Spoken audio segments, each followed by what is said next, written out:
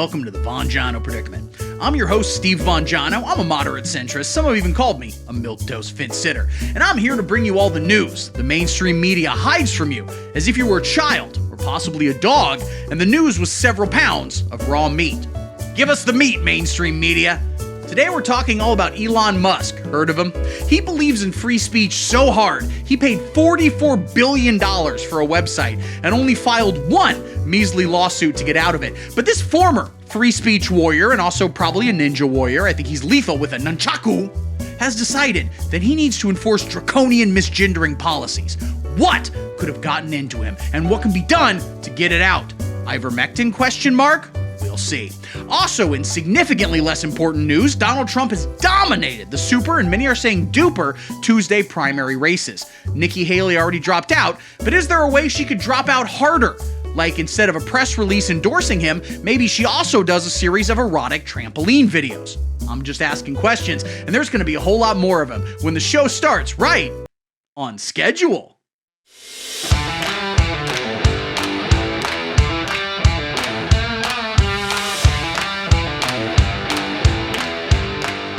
Hi guys, thanks for joining me. Have you heard the good news? He has returned.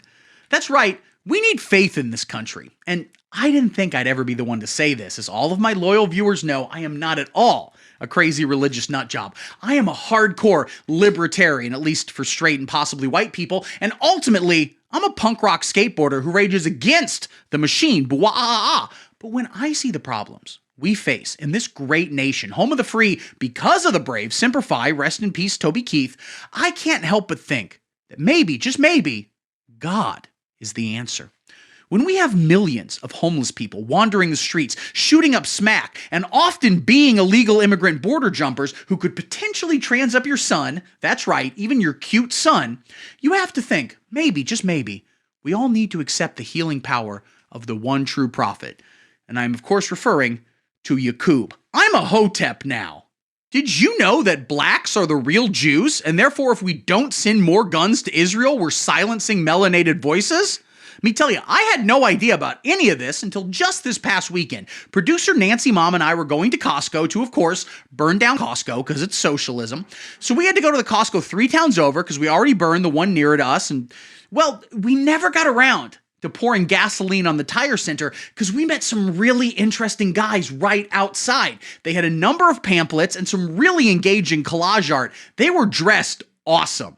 Yeah, 3 of them went back to the car with producer Nancy Mom and started making some very weird noises, and then that quickly got drowned out by Barry White being played at top volume, and I'm not gonna think about that, but then the other guy who was still there, he really educated me on the need for faith and a faith-based school system. I mean, listen, these guys might want to spark a violent revolution where the streets run red with the blood of the white man. Overall, I'm against that. But I think it's cool that they absolutely refuse to get vaccinated.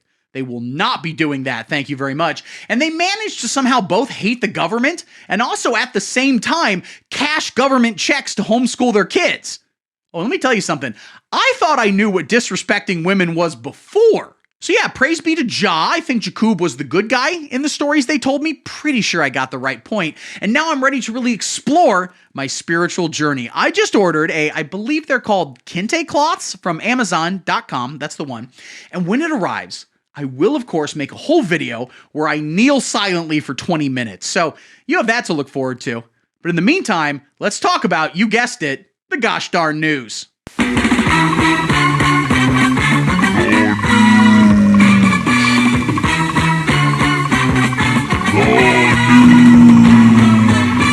This past Tuesday was indeed Super Tuesday, which is why they call it that. Voters from all over the nation marched out to have their voices heard, and in many of the white parts of the country, such as Vermont or everywhere in Atlanta that's not actually in Atlanta, they didn't even have to wait 4 hours. To all of my viewers, okay, and I'm aware that you guys are, listen, I mean, absolutely no offense here, okay? You guys are the dumbest pieces of shit who have ever lived. If we cracked your skull open, we just find an IOU slip and a rat shrugging.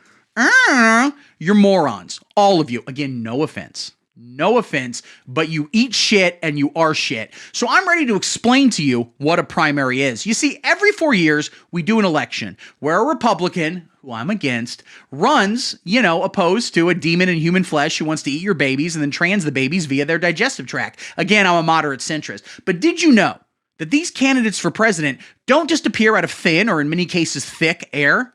No. As it turns out, you can actually vote on who you're going to then vote for in November. Democracy truly is a marvel, and like all marvels, you shouldn't get to participate until you're 36 and own land. On the Democratic side, and again, demon, babies, stomach, transing in the stomach, don't forget any of that, we have Joe Biden. Okay, he's currently president, and we can all agree he's just not there. His brain is mashed potatoes, and the fact that the Democratic Party isn't even having a primary is proof that they have no illusions as to Joe Biden's level of full-on decrepit fossil dementia. And on the other hand, we have Donald Trump, who, of course, did a series of Rubik's Cubes one-handed as he walked up to the stage. Donald J stands for Jesus, Trump won every single primary on Super Tuesday, except for the ones that don't matter, like Vermont, or I guess America Samoa does one. I don't know. Those were won by Nikki Haley, who many are saying, not me, I would never say this, but many others are claiming that she is, of course, a dumb bitch. And let me tell you, it makes me laugh. Ha ha ha. Ha ha ha ha. Ha ha ha. Even one more ha. Ha. How these pundits lie and lie. They claim that Nikki Haley won the Washington, D.C. primary. And I'm like, guys, don't get twiggity twisted. Like 1,000 people voted in that election, and all of them were presumably illegal alien registered Democrats. Nikki Haley has no shot. Rest in piss, Nimrata, dirt nap, done. And she proceeded to promptly cancel her whole campaign, all of it. She probably now has like 1 million buttons that say, Nikki, get it done in a quickie, or whatever her dumb campaign slogan was. I don't know, I don't care. But she has not, as of the time of this recording, officially endorsed Donald Trump. We can only presume that she's holding out for a cabinet position. And as soon as Donald Trump invents secretary of the fat, dumb dipshit, she'll be right in. Now, this obviously clears the path for Donald Trump to be the Republican nominee for president in 2024, which is also the year we are currently in, whether we like it or not. And you all know me. I am not a big MAGA guy. I'm willing to criticize him. For example, sometimes his ties slightly too long. Also, side note, I take that all back. He's never done anything wrong. He can bench 375 plus the bar. I'm a moderate centrist. And when it comes to the issues I really care about, namely wielding the combined firepower of the entire U.S. security apparatus as a kind of flaming sword of righteous anger and furious vengeance against anyone who has ever done him wrong, and by extension has done you wrong. That's right, you, a guy who makes $27,000 a year and drives a truck through the mud as a hobby. Adam Schiff is personally responsible for everything that has ever gone wrong in your life. And if you vote for Donald Trump, then the factory in your hometown will reopen and Sydney Sweeney will have sex with you. She's going to be very busy and occasionally sore, but if that's what we need to save this country, then so be it. So come November, it certainly seems like we're going to get a Biden-Trump rematch. And it's again so sad to see a meandering old fossil like Joe Brandon Biden run against Donald Trump, who of course is the one currently having sex with Sydney Sweeney. Wait your turn, they'll be done soon. But not too soon. Now, the only possible wrench in this plan would be if the Democratic Party had Joe Biden drop out and then presumably light himself on fire outside of the Israeli embassy to make room for, Gavin Newsom or Michelle Obama or possibly the Australian cartoon character Bluey. We'll have to make at least one change to the Constitution, but I think Bluey could make it in. Now, there's a slim chance of that happening, Joe Biden dropping out, only about, 89%, so don't hold out too much hope. All right, gang, that covered the Super Tuesday results. Everyone you love won, and everyone who makes you uncomfortable and kind of aroused lost, and you're on top of the world. Huzzah! All right, time to talk about something much more important, which is, of course, pronouns on social media. It's time for the next story.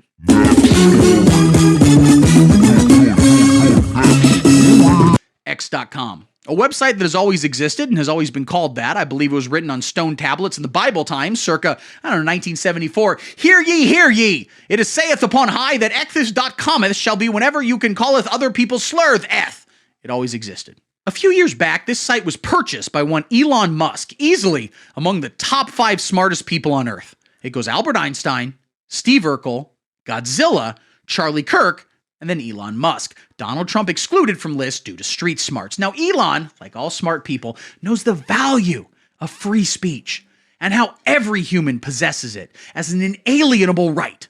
And you might ask, But if that's true, Steve, how come he keeps banning journalists? And also, didn't he file a lawsuit to try and get out of having to buy it, almost like he made the purchase as a kind of poorly thought out scam? And then when he was called on it, he desperately tried to sidestep it because he'd rather spend $44 billion on sending another, cheeseburger to space or some bullshit? Well, second question first. Obviously, Antifa held him at gunpoint and forced him to file the lawsuit, and also sending a cheeseburger to space is a great way to distract aliens away from invading us. But also, journalists aren't humans.